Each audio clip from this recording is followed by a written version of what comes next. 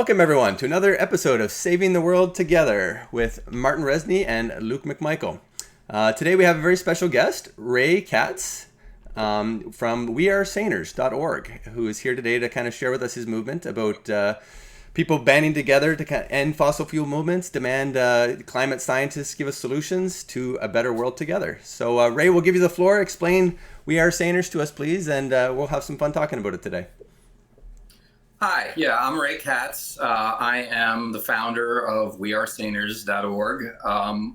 We are a movement that is building on past movements that have had great success in overcoming very large odds, starting with small groups of people to make positive changes in the world. Our movement is based on the notion that it is literally insane to destroy the planet you're living on, and that we will not cooperate or support the destruction in any way, shape, or form. Now, we're kind of invisible now. We're a new movement. We've only started a few months ago. We have about 200 people on our email list. We have about 1,500 followers on Medium. But our message is one that seems to resonate, and all great movements start small and then grow. So I want to let you know who we are, where we are, and I'm not going to do any sort of hard sell. I'm just going to tell you what we're about, and you can decide for yourself if that's something for you or not. Now, the movement isn't based on any sort of new genius. We are trying to use the methods developed by Gandhi and Martin Luther King and others to try and use moral force to change the world.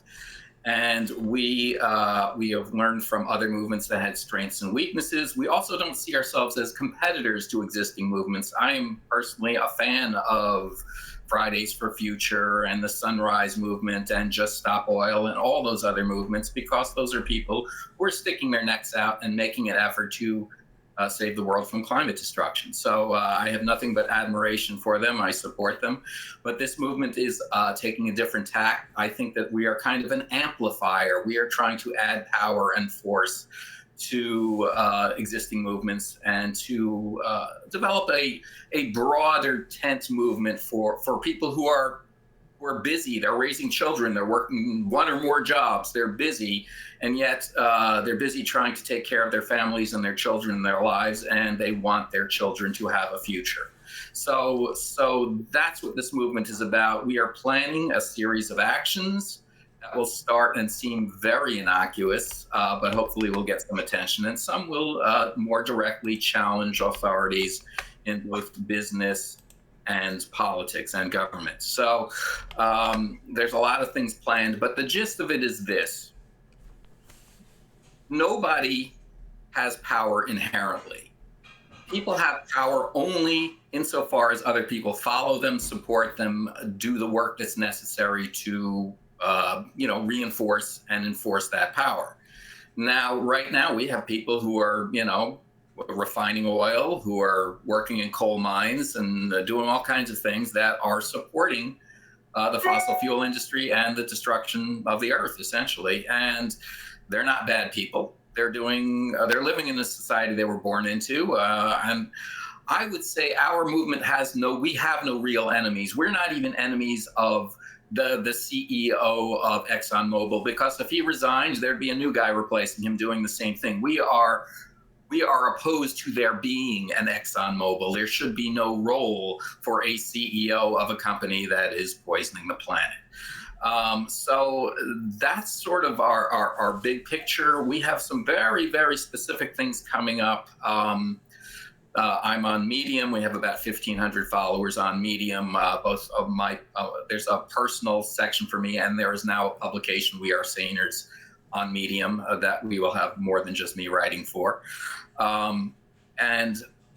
So this whole thing evolved. I'm an ordinary person. I don't want you to think that it takes some Superman or some super genius to do this, or that I have more power or, ability even than other people. I am here because there is an absence, there was a hole, there was a place where something could be done and needed to be done and wasn't being done. And frankly, as soon as there's somebody better than me to take on this role, I would very happily take a quieter assistant role. So I'm here to build this movement, to give everybody who wants to contribute a chance to contribute, no matter how busy they are, no matter how little. We're not after you're collecting money.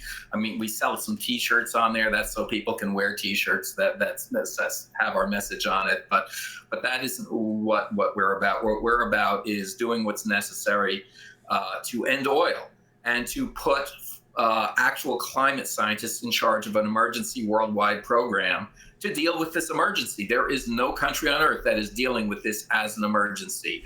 And, Biden may be a very nice man, and he passed a piece of legislation which is mildly helpful, but in reality, and it might just be his position, obviously, the government is not under control over anyone by any one person. It's kind of a crazy thing. We think that a lot of systems that are in place are just simply unable to meet this challenge. Our view is that leaders everywhere have failed catastrophically. They've had decades to do something. They've had decades of warning. James Hansen testified before Congress in 1988 and told the whole world, we have to slash fossil fuels or we're in trouble. Instead, leaders everywhere increased the use of fossil fuels. And despite all the things like COP28 taking place now and all these pledges and agreements and targets, in fact, we are still moving in the wrong direction. We can no longer leave it to leaders. It's not that they're bad people, it's that they can't do it for whatever reason. Yes, there are some people who are saying, we want to make money and we want to have power, and they're actually doing intentionally bad things. And then there are other people who are trying to do good things and are unable to do it. Well, the way the good things happen is we refuse to cooperate with bad practices, with dangerous things. And we need to stop oil and have this actual worldwide emergency program. So we hope to grow the way your program and your group hopes to grow, the way that Occupy went from a tiny protest on Wall Street to a worldwide movement in no time. Occupy, of course, has been criticized for not having a clear objective. We do have a clear objective. We have a demand. Our demand is, we demand an immediate worldwide emergency program led by climate scientists to end climate abuse and repair our planet. That's what any sane, caring person wants. So that's what we're about. You can join us. Our website is wearesaners.org, and there's an email list, wearesaners.org/join. And that's where you can join us. And that's just an email list. Very soon, we're going to have an online community. I didn't want to use just Facebook or any of that other stuff. I wanted something under our control. So there will be a site at community.wearesaners.org, and that can be up in as little as a week. That was the missing element. We have several hundred pretty passionate people who are signed up. We have an additional 1,500 followers, and we have people who are reading my material on the website and elsewhere who I don't have identified, who I don't know who they are. So we are about to begin some actions to achieve some visibility, and we will grow, and then we will start tweaking the establishment because they need some tweaking, and we will build from there. So that's who I am. That's what we're about. If you decide to join any of these other useful groups, I will be very happy. I want everybody within whatever abilities and passions they have to take part in saving the planet, because we all live on it. There's no escaping it. So that's my introduction. Thank you so much, Ray. Very well said. And I just to add to that, I mean, I already signed up myself, obviously. That's how I connected with Ray and got him on here. So I'm kind of very excited to see where it goes, to see how I can kind of get my family involved, take some great pictures and some actions of various kinds to try to get the message out there that, it is insane to destroy our planet. So we're definitely very much in the same boat with our whole saving the world together concept, and trying to bring these various groups together is definitely something we're always big to do. So definitely take a look. Time for some questions. Martin, I'll give you the floor for a little bit. What would you like to ask Ray? Well, I just was thinking, if you're specifically against fossil fuels, like what is the alternative technology that you are most in favor of, or what do you think we should be doing instead of what we're doing currently, technologically wise? I have my opinions, and I'll give them to you now. But in fact, the point, one of our points is that it won't be my opinion that should guide it, because I am not a climate scientist. I would like climate scientists to make those decisions, and I will support it. In my mind, the ideal leader for this worldwide emergency program would be Michael Mann. My wife has actually interviewed him, and I might try and contact him sometime in the future. And that's because he's not just a climate scientist, but he's a great communicator. He's worked on communicating these messages. That said, I'm not evading your question, and I'm about to answer it, but you must understand that this is just my opinion and my thoughts, and I will defer to those experts when the time comes, when there is an emergency program. That said, I happen to be very fond of both solar and wind. I am not opposed to nuclear. I am considerably less excited about it than other people. I don't believe it's necessary, but these plants do exist.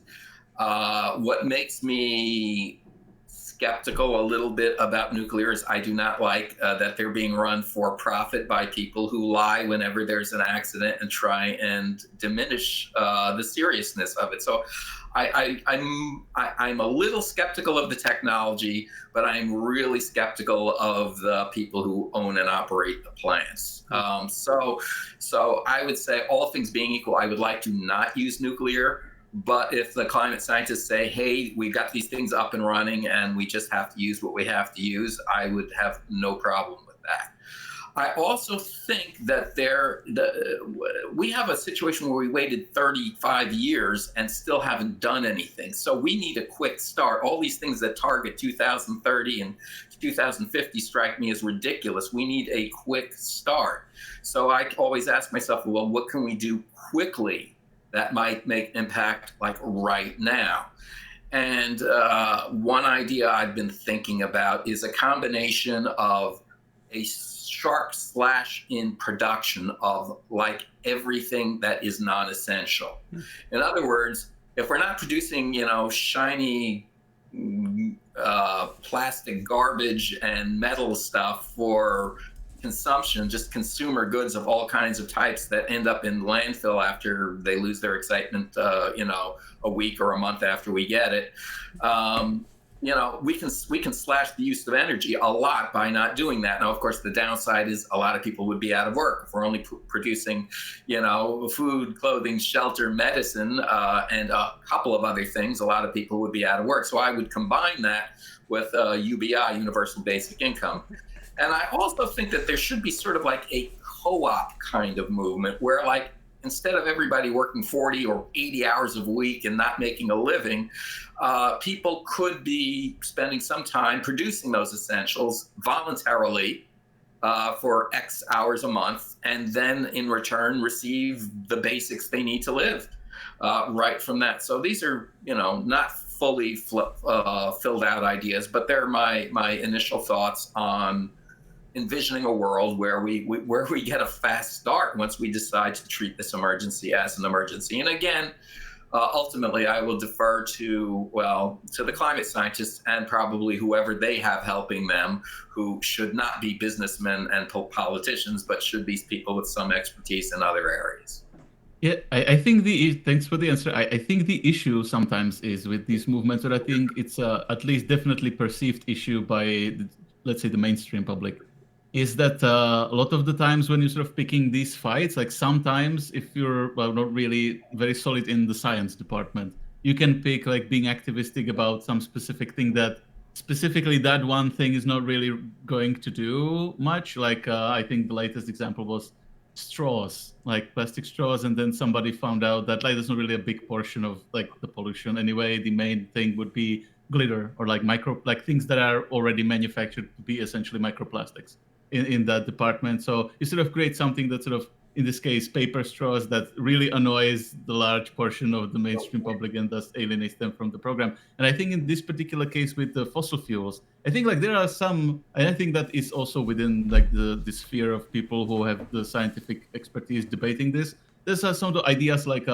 carbon budget, that like it's not really so much that you can never use fossil fuels, is that like the whole science of it is that there's this whole overall planetary CO2 budget because the planet as a whole has some capacity to some total amount of carbon emissions that it can deal with sort of naturally. And so the goal is to keep it below that. And then you have like even differences between the fossil fuels. Like there's of course a difference between burning, I don't know, coal and burning natural gas. And it's like particularly natural gas power plants in combination with solar and wind as like them providing a relatively clean base load is something that, again, some scientists and experts think that like that's actually a part of the solution. So I think like that's one of the things that I also, that's personally my sort of point of view, is like just picking like making one sort of extreme thing to do and then just focusing on that extreme thing, I think could backfire. But if you say that you do definitely want to follow the climate scientists, then I guess like if the idea is that if like so maybe a question now. So if like the climate scientists decided that there is a place for fossil fuels in the equation, so what would be your organization's position on fossil fuels then? I'd be fine with it. I'd only be suspicious if they started, that they were under pressure, if they didn't just want to cut it at all, or if they weren't making any serious efforts on that ground. I mean, we worded our demand to end fossil fuels. It's a little hyperbolic, but I worded it that way because I don't think there's much danger of us getting to zero anyway. I think, you aim high, and you can think of that as a little bit as the Overton window, all right? I'm trying to move the window. We don't literally need zero, but as long as we have the fossil fuel industry in charge of energy, it ain't even going to go down. So we have to,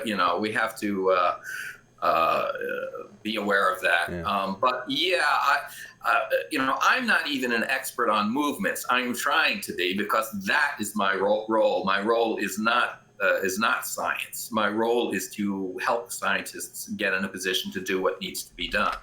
And it didn't make the wording of the demand, but I also see a core role for young climate activists, rather than older people like me, as advisors and important people to work with the climate scientists, because those young people are the responsible people who will be taking over the planet that our generation and previous generations have damaged. So I didn't include everything in it. I had to make a sharp, clear demand, and it's not 100% perfect, but it was sort of strategically, if imperfectly, crafted. Well, it's really interesting we're coming to this, actually, because I definitely had a similar concern. Is the end fossil fuel use? I would suggest just minimize fossil fuel use. Might be kind of a more overarching kind of a way to please everybody, because I think people see the word end and they see the hyperbole and they see, oh, okay, this is crazy, it'll never happen, let's ignore this and move on with our next thing. Where if you just kind of change that one word, it's a lot more acceptable to many more mainstream people. No, I appreciate it. I would consider that. I before this, about a year ago, I wrote something called a climate declaration, and that was me trying to get in the heads of other people and trying to see, describe what I thought they were seeing and feeling. And in that, I wrote this one version, which was very strong. And then one of my friends came back to me with a similar criticism to the one you gave me just now. And I realized she was right, and I rewrote it, and I might do the same thing here. However, I do have some T-shirts already being produced. The old version, that doesn't mean it won't be revised. I don't mind people not joining my movement because they don't agree with it, but it would be bad for them to not join because of the wording of our demand when it's not really that inflexible. Although I'd say that it's still fine if there's like end fossil fuels on some T-shirts. I think like hyperbole is a good place for T-shirts. Yeah, it's to be I just think if you say you had a vote, say you had 200 active members and you had a vote, you say, should we change the word "and" to minimize? And then the vote came, 80% yes, or it'd be interesting. And then you just change it on the website, you kind of make the official statement, and it becomes kind of a fun topic that this is how flexible we are. We're able to change our demand. It'd be something interesting. That's definitely something I would very much support. The flexibility. I love open-mindedness. I love people willing to work together and kind of change their minds if someone comes up with a better idea. So I think that would kind of show that the movement is very flexible and we're really in this for the greater good and to be clear and concise without kind of over-demanding things. Although I was mainly asking it to just to see like if your position is actually a bit of a more of an extreme position, or if just to clarify that the position of your movement actually is not an extreme position. It's not. It's the core thing is to let the experts decide what's necessary. Perfect. And like I said, the only place I would be suspicious and worried that somebody got to them would be if they all of a sudden weren't doing anything serious to reduce the fossil fuel use. Then I'd be a little worried. No. But that's and maybe thinking that because I know how influential and powerful and sneaky the oil lobbyists are. Maybe that's why I might have been playing in my head when I was wording this. But in fact, like I said, I want the people who know more than me to make those kinds of decisions. Yeah. So maybe one more question related to technology. So are you personally excited about any of the sort of not yet there technologies that are being developed that might start playing into this whole question in the near future? Like, let's say thorium nuclear reactors are being developed. There's always fusion being developed and always being 20 years away. And then there are a suite of other technologies. I think the one that's sort of very interesting is being developed, sort of finding ways of carbon capture or developing newer, different kinds of batteries. So is there something that you're personally excited about on this front? I'm excited about a lot of it, but I often use this quote, prediction is very difficult, especially about the future, which is Yogi Berra, who's one of my favorite philosophers. And so I try not to get too keyed up on any one. I sometimes suspect it'll be just improvements of existing technologies rather than something new coming out of left field. I'm a little skeptical of carbon capture taking too much attention because to me it can often be used as an excuse for not producing the carbon in the first place. On the other hand, we've done so much damage that the climate scientists may say, yeah, we need to stop burning the stuff, but we also need to remove a lot of what's there. And if that's what they say, then absolutely we should go with it. There's a guy on Medium, Will Lockett, who writes a lot about new technology, and I really enjoy reading him. I am not someone who says it's just a technology problem; it's a societal problem. So you can't do it only with technology, and you can't do it without technology. But it can be a part of the solution, needs to be a part of the solution. Oh, I absolutely agree. We're very much in line with pretty much everything that you said. As far as UBI has always kind of been something we've come back to as a great solution for keeping everyone in the world happy when we're trying to cut back on all these things. There's a lot of economic benefits we can kind of work together on to make sure everyone has the basic needs met. So these are great solutions that I think can kind of silence a lot of the negativity around cutting back, if we can kind of do it right and do it together. A quick question I had. I lost my train of thought. As far as thresholds, how many people do you think you'd need in this movement to actually get to that point where you've got enough of a threshold to actually make this demand go and actually get a team of, say, 100 or 1,000 climate scientists together in a room saying, okay, we've got however many trillions of dollars kind of dedicated to this from the UN or the World Organization, and then they decide how to allocate that money for the good of all mankind. What do you think? What's the time frame for it in your mind? What's your thresholds as far as number of people you think it would take to make that happen, and so on? Have you thought about many of those numbers or dates? What's the cutoff in your mind?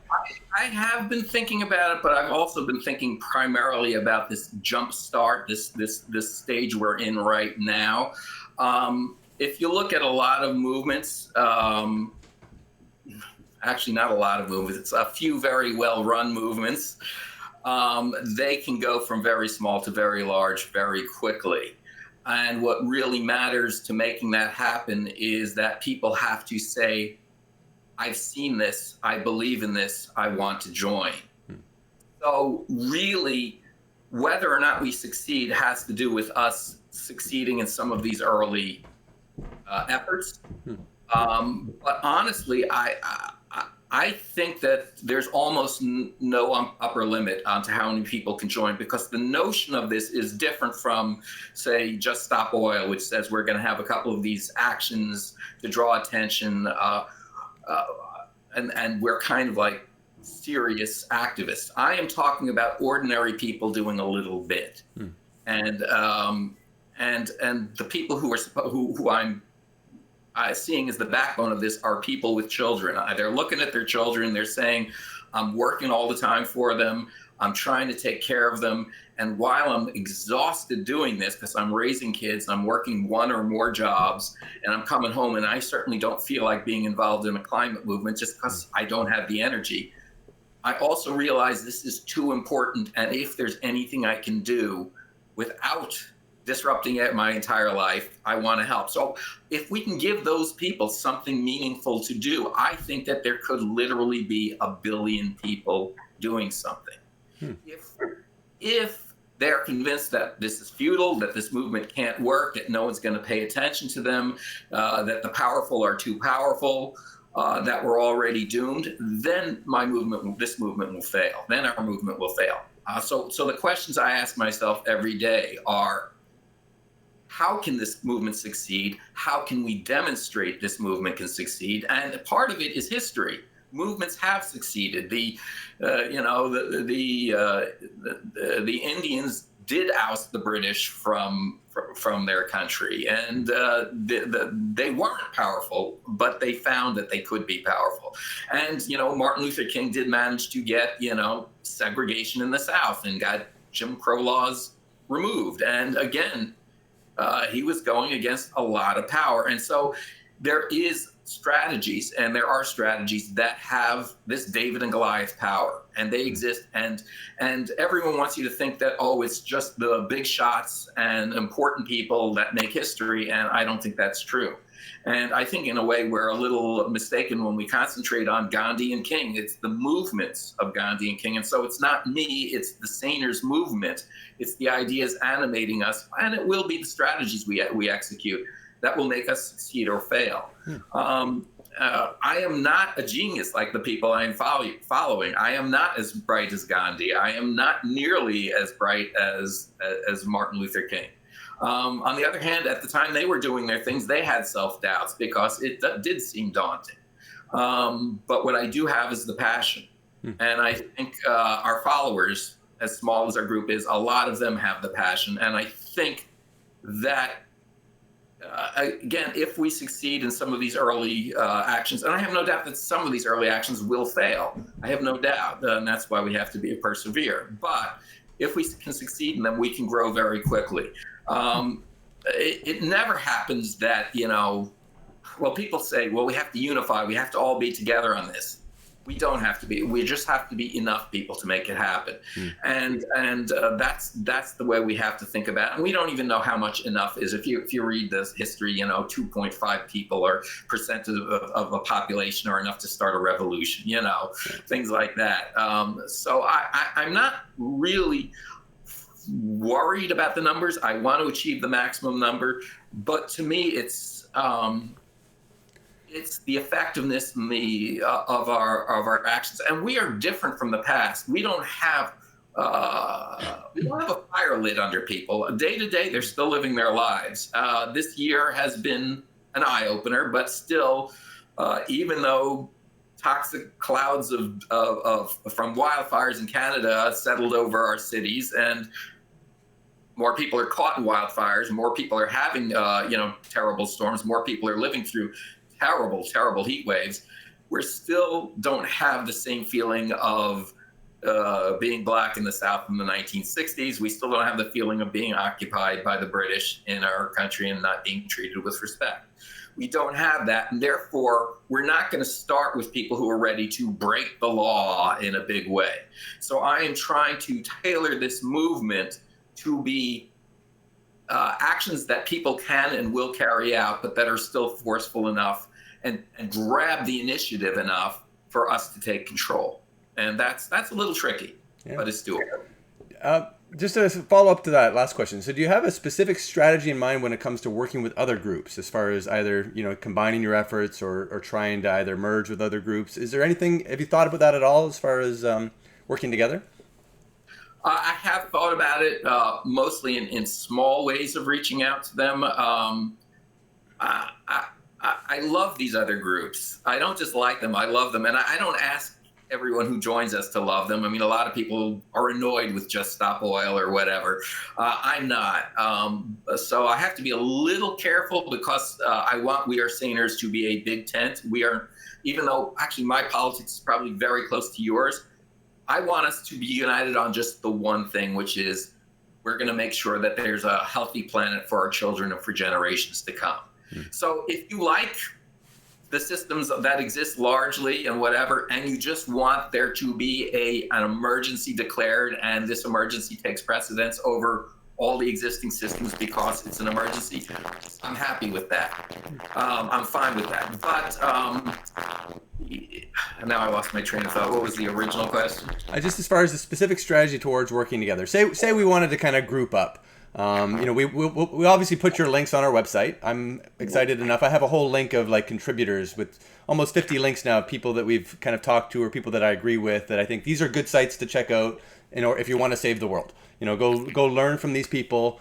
Let's work together as much as we can, synergize as much as we can. I strongly feel that there's at least 1% of the world out there, if not more, that have the same mindset that they want. They're sane people that want to save the world and are willing to work 2, 3, 4 hours a week to make it happen.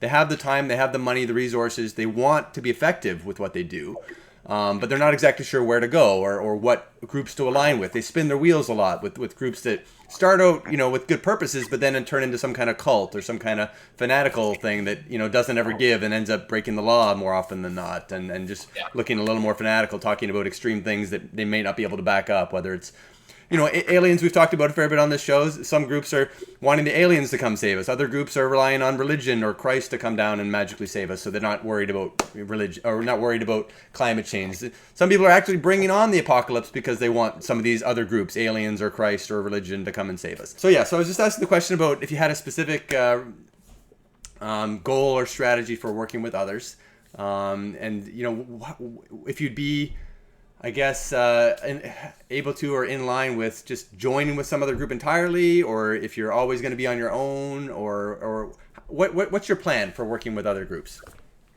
I am happy to work with other groups. I am supportive of other groups. The group that I feel like we are most compatible with and really should be working with ultimately would be Fridays for Future, because that's children, and the backbone of our group is parents, although not only parents. I happen to not be a parent. So I feel like we are natural companion groups. We should be supporting them. We should be working with them. We should be coordinating with them. Right now they are very big and we are very small, so that might not happen immediately, but that's probably the most natural alliance. As I mentioned earlier, I would like to actually work with a climate scientist, particularly one who's also involved in public communications. I think something that has had me thinking about working with other groups a lot has to do with wanting to put our movement in the physical world. We have a bunch of actions to take place in the physical world. I happen to be a web developer, but I am not as big on the web as I am on actual reality versus virtual reality. And I've been thinking that even if just it's involved in delivering messages together, that's something that we could be involved with other groups. I have this thing about stickers. Okay, it might just be my own psychological bent, but I love stickers because they can catch attention, they can deliver a message, and they are easy. They take 2 seconds to put on a telephone pole. So I've imagined a sticker exchange with other groups, so that we put up we walk around our cities and put up our sticker with their sticker, and they walk around their cities and put up their sticker with our sticker. That's something that's come to mind. I'm doing a lot of things at the same time, so some of these things are backburnered and some of them are on the front burner right now. But yeah, right now, I see most other movements as saying, well, they're too small, why should I bother with them? So I want to get past that stage. But yes, I am very much interested in working with other groups, and I feel like we are compatible with other groups. The only thing that worries me sometimes is that if we join in with a group that some of our members doesn't like, that it will alienate them. But I'm not super worried about that, but I'm aware of it. Okay, that's great. We're very much in the same boat, where we're really just trying to join with as many people as possible, get the ideas out there as much as possible, and anyone who can do it better than us, please do, and we'll join you. We're very happy. Yeah, we've actually just joined with Nova McCourt, one of our other guests that we did an interview with, on something that we're now calling Project Contribute, which is he's actually a developer of also software websites and stuff, and he developed a communication social media platform. So we're now trying to actually get some maybe debaters to do some sort of test trial of that platform, which is based on something we actually even called like a philosophy at this point, called it contributionism, and that's basically to turn something that's ultimately voluntary contributions toward doing some sort of something productive, which could be very much in the environmental sector, and then like turn it into some sort of a kind of a social credit on the platform. So that like on most social media, you have something like likes, where you just like, it's, I don't know, a cute cat, so you give a like. It's not very productive. I mean, it's fun, but like that platform isn't built for productive contributions or constructive communications, if that's the feedback mechanism. So it's basically the main core of it is a different feedback mechanism. And that's like prior to that, we actually have a site on our website, on savingtheworldtogether.org, where we sort of invented one of the pillars. So I even wrote a document about it, sort of our sort of vision of what's necessary. And we call it Project TruthWorks. And that's related to that proof pillar. And the idea is like how, like even before meeting Nova, talking to Nova about that kind of specific tool that he's developing, that it would be nice to have something like in that general direction to achieve that sort of goal. So for us, like this sort of networking, sort of that's how it works for us. It's like we actually actively try to identify people who are already doing something that we have previously thought would be nice if somebody was doing, and then just try to put all the people doing the things that we believe people should be doing in mutual contact with us, and then maybe each other. And what you just talked about, that project actually sounds like something that's of interest to me too. So offline, if you want to email me about that, I'd be interested in it. Right now, I've been reviewing our movement because we've had a lot of, I think, success going from 0 to 200 signups in a very, very short period of time. But I've been thinking that the missing piece here, and we've had some live online meetings of our group, but the missing piece here is a communications platform for our community. And that's why I'm going to do one very quickly, but I'm not wedded to, I'm wedded to whatever ends up working. This new site, community.wearesaners.org, which will be opening pretty soon, we'll start with our 200 people. But if there's another platform that allows us to communicate and coordinate with other groups, that would be a very interesting thing for us, and very appealing. Yeah, that's what we thought, and that's why we jumped on this one, because we believe that at this point, this is exactly the kind of thing that everybody needs that does not exist. So I will actually, we had already about 3 meetings, like 3 project meetings, me, Luke, and Nova, and I intend to very, very shortly create a landing page for the project on our website. And actually, we will be posting those meetings, those are like public meetings. So we'll be posting those public meetings and also extending invitation to other people who would maybe want to join in on the sort of project meeting. So just at this stage, really thinking through how to actually go about finishing the product, which is already built from in large part, and testing it, and then promoting it, marketing it, distributing it to people. So that it all will be online, and we will then definitely send you information like about those, like as soon as we have something going on specifically to link you to it, if you're interested. Yeah, that's really important to me. As I said, we don't feel like we are or should be the only group. We have a particular role, and we really see ourselves as a mass movement group. But that doesn't mean that we don't respect those other groups. There are a lot of people out there who've done a lot of great work, who have been sticking their neck out. This is what really bothers me about the criticisms of some of these other groups. They may or may not have been successful. Everyone has a chance to try, and the ones who have the guts to try, I can't help but admire. And some of them are even, like the Sunrise Movement. There's young people who are working to lobby government, and I happen to personally think that we're past that point, that the government isn't capable of doing what needs to be done. But I still deeply admire what they're doing. I still don't rule out that I couldn't be wrong, and they could have some important successes. I just don't understand any infighting among climate activists or any activists at all who are trying to make the world a better place. I don't even understand it. As soon as some other movement has the effect that I want it to have, yes, that's when my movement would disband. Or if this is the movement that takes off, then we would hope more people join us.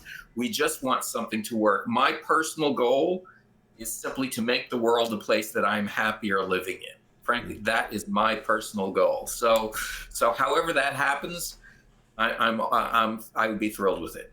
Well, thank you so much, Ray.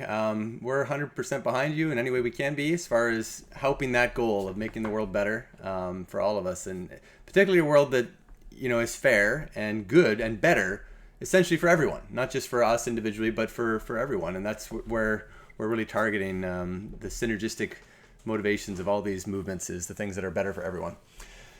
Okay, well, thanks so much for joining us today. Martin, are there any final questions or comments you have for Ray before we let him go? Well, I think he sort of left it in a great place with already what he did was a great closing argument. So I don't want to spoil it with any silly questions. Excellent. No, I think you did a great job, Ray. Thanks so much for joining us here today. We'll definitely be in touch. We're looking forward to meeting with you again soon on the We Are Saners movement, as well as any other collaborations or synergizes we can do with the Saving the World Together movement as well. Very much looking forward to any future collaboration and efforts we can do together. So All right. Thank you so much for that, and thanks everyone for tuning in. Let us know, wearesaners.org, savingtheworldtogether.org. Let us know what you think about any of these things. Please join us or tell us what we're doing wrong so we can fix it, and let's save the world together.